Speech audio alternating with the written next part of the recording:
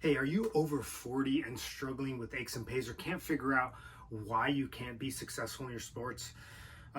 Today, I'm going to give you 5 of my secrets as to why that might be happening, and they're going to surprise you, so stick around. My name is Coach Victor Robledo. If you're new to this channel, thanks for being here. It's been a while since I've been here. If you didn't know my backstory, I've been a strength and conditioning coach for the last 30 years. Over the last 10 years, I've traveled full time with my family in our RVs, and I took on lots of adventure sports. I'm actually a few weeks at the time of this video from my 50th birthday. So when you are looking at this video and going, oh, this doesn't apply to me, or any of the other content I create, be the difference. You're here that you can be the difference. And we'll get to why the reasons why I have seen over the last 30 years as we age. Currently, I work with people from their mid-20s all the way up. Actually, my oldest clients are 70s and 90s. So I know what is actually applied science. So let's jump into it so that we can figure out and hopefully help you to excel at your sport. Because if you're here at this channel, in all likelihood, you have a sport, you have an injury, or maybe you're looking to take your health to another level. I've been doing jiu-jitsu for almost 14 years. I love bike riding, I love surfing, I love rock climbing. I'm not necessarily the best at it, but what I did is come to it from a place of zero exposure with an abundance of health, strength and conditioning, as well as extensive knowledge about injury rehab. And that gave me the capacity to go into these sports and go, oh, this is what tends to bother people. So it gives me a unique insight. And we're always adding to the list. This year, we really added downhill mountain biking into the mix. And so that presented a few things. Actually, my low back, I was like, oh man, one of the hardest things about being in that out of the saddle positions created some unique challenges. Anyway, let's get into it. If you want to see our adventures, check out our other YouTube channel. I'll link it down in the comments. That's Nomads with a Purpose on all social media. You can actually see some of the actual activities. Here I talk about some data to help you. All right, so before we get into it, right, I mentioned that I'm almost going to be 50. And when I was 18, 19, I started working as a trainer at a local facility while still in college. And people used to always tell me, I have the ability to have worked with people right from that age. So they were always older than me. And I built trust in them, and they really jumped into the systems. But they always used to say the same thing. Wait till you're blank, right? Wait till you're 25, wait till you're 30, wait till you're 35, wait till you're 40, and now people are saying 45 and now 50. Wait till you're 50. Really, things change when you hit that age. And I'm here to tell you, I'm calling BS. The reality is I've seen massive changes in people regardless of age. And these 5 things hopefully will bring you insight. Yes, I have programs. Yes, I have coaching that can help you. But if you look at it from a different angle, sometimes it might give you the insight. Number 1, if you run with the lame, you'll develop a limp. And one of the most powerful things that I think is alluding to in the mind, if you're constantly surrounded with people that are first sedentary or have tons of aches and pains, and you're getting habituated into those complaints, you're going to develop some of the same tendencies. Additionally, think about your surroundings and how people are in your surroundings. We're all surrounded by people, especially stateside, like 70% of American adults are overweight or obese. Like that's a shocking number. And so if you're constantly surrounded by those people who have those habits, you're going to naturally on a subconscious level be drawn to those things. So take a look at who's around you and start to really decide, are your sports and activities, what's important? Or create those boundaries so that you know, like, hey, this is messing with my head and this is more important to me. Remember, this is your life. We're here for a short period of time. Number 2, resistance training is obviously I'm a massive fan, and I've seen the results. Getting people in their 70s to do new sports, getting people breaking PRs at any age. Resistance training is essential, and if you live under a log and don't realize that, well, then you should go do a little more research. But let's get very specific about what that entails. Success leaves clues. And there are such thing as sport specific. One of the most hit videos on this channel is like exercises for aging or older surfers. And I actually get quite a bit of heat for it because I'm like, oh, I can't do that. I'm hurt. I'm too old. Why? I got someone that mentioned, hey, it would be nice to see an older person. I'm like, well, that is me.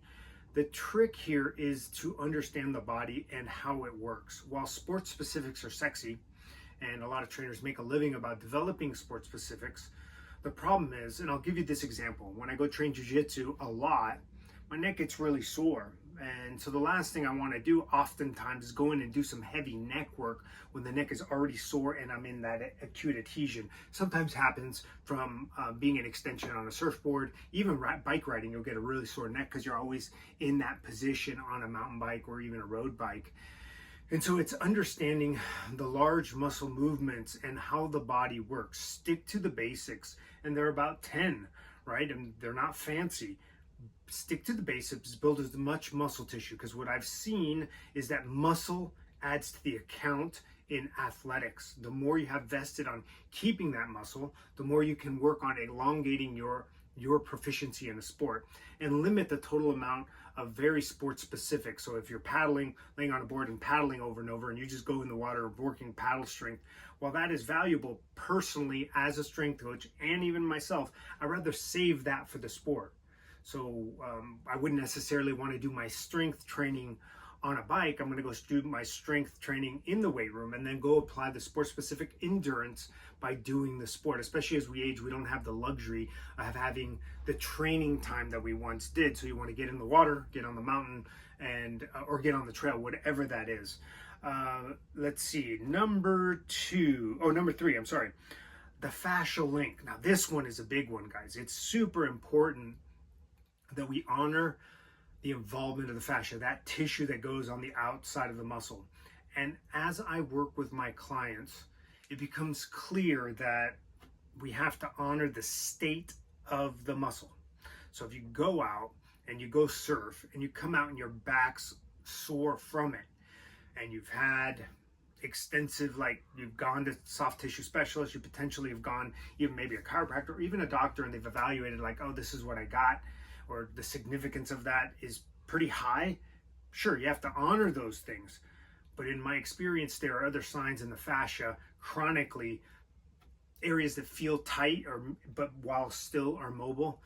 The fascial connection is probably one of the most important things you have to adjust, and you can address that through different movement patterns, qigong, yoga, all of which you can certainly find a little on this channel, but I don't corner the market on that. Understand that moving in a different plane. I used to watch videos of Rickson Gracie as he would do these movements, gymnastica natural, primal movement, what I call primal movement patterns. And he would do that as in the sort of training protocol, and he would move at a different pace, somewhat in the same movement pattern, but a different place, and bring a mindfulness to the breath to add recovery. A lot of times the connection with breath allows us to really hone in on the way tissue is reacting. And that sounds silly and woohoo, but guess what? I've seen it over 30 years. If I can get people to calm down, as soon as I lay them down and they change their breath, when I had a brick and mortar, and they would start to breathe in a certain way, knowing that we're going to do a post stretch, their tissue would relax. And a lot of my aging athletes don't honor that. They'll go from their activity and go straight to work. So honor that through stretching, qigong, yoga, breath work, primal movement patterns. I actually have a video on that I could probably link as well onto here. Okay, number 4, taking recovery seriously. This is one of those major errors that I see with our aging athletes. All right, so we got 220 minus age is your maximum heart rate, if you don't already know that. So as we age, we tend to lose a little max heart rate, although not as much as the formula says.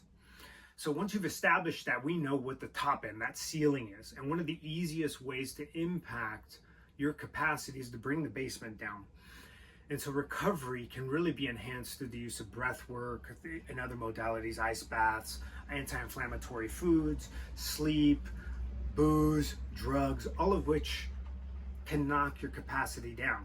I know I personally, like my favorite habit is having a beer most days, but after a while I start to notice, depending on what my activity looks like, oh, my recovery isn't as quick. That's when I know I gotta ditch that. So look over your program with a fine with a fine-tooth comb and go like, where am I not taking it to the other level? Again, remember, you're deciding what is important in your life. And in this life, activity and adventure and sports and experiences are a big portion of what should be exciting you to get up in the morning. Okay, so taking recovery to that next level. If you have any questions on any of this, please leave them down in the comments below or send me directly an email. I could set up a consult. The last one that I think is a challenge is paying attention to the body. Now, I have a lot of athletes. Naturally, we have a connection. Naturally, we have a connection with our body, how it feels, how a pump feels, but we're not in our bodies often enough to feel like what is important right now. Ooh, you know what? I just did a set and I kind of feel that in my shoulder, or I just paddled hard and it kind of felt weird, or my neck's kind of bothering me today.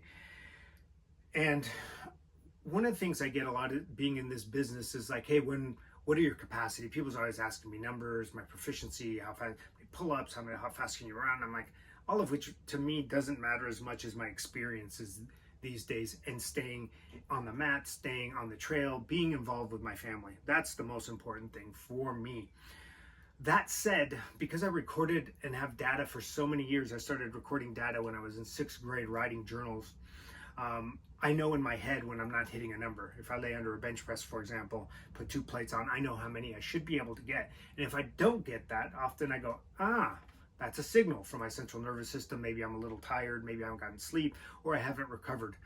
A lot of those twinges and feelings that we have, people go like, oh, that just happened out of nowhere. But then as I scratch the surface with a lot of individuals that I personally work with, I create and hold notebooks just like this for each person and go, oh, today complained about left SI. I jot it down. Oh, I kind of feel a twinge there. And then 3 weeks later, they're like, oh man, I don't know what's going on with my left SI. I'm like, oh, you've had some signals. We started working on that. It's time to jump on it and do some therapy. I'm like, really? I don't remember having it. No, I recorded it.